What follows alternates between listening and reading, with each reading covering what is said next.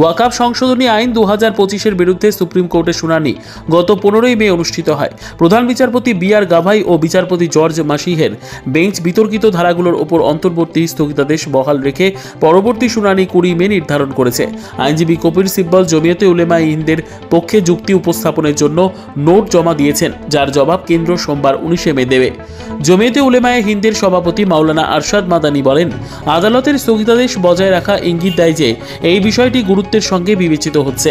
তিনি অভিযোগ করেন, স্থগিতাদেশ সত্ত্বেও উত্তরাখণ্ড ও উত্তরপ্রদেশের মসজিদ, মাদ্রাসা ও দরগা অবৈধ ঘোষণা করে ভাঙা হচ্ছে। মাদানি বলেন, সরকার ওয়াকফ সম্পত্তি দখল করে এই আইনের মাধ্যমে তা বৈধ করতে চায়। তিনি মিথ্যে প্রচারণার বিরুদ্ধে সতর্ক করে বলেন, মুসলিমদের বিরুদ্ধে সরকারি জমি দখলের অভিযোগ মিথ্যে, বরং সরকারি ওয়াকফ সম্পত্তি দখল করেছে।